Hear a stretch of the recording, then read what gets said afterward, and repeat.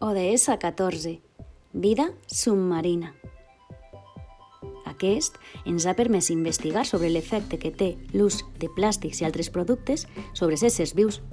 I ara som més conscients en limitar la nostra petjada de carboni per així reduir el calentament del planeta que afecta la vida submarina.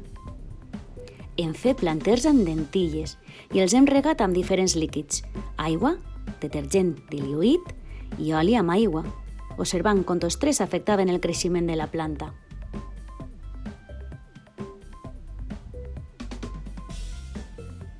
També hem comprovat la durabilitat de certs materials enfonsats dins de l'aigua i, consegüentment, el seu efecte contaminant.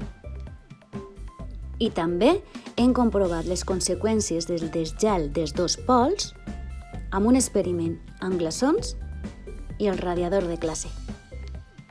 I, per descomptat, hem descobert els ecosistemes marins de les nostres platges, cosa que ens ha dut a representar un teatre titulat Posi Idònia, on els personatges ens descobreixen el prat submarí i els seus habitants. Ara, valorem la presència de fulles seques i pilotes de Posidònia com un senyal de bona salut ambiental de les nostres platges. I per emmarcar tot aquest treball, hem fet una pancarta de forma col·laborativa entre alumnat infantil 5 anys i de primer de primària. ODS 14.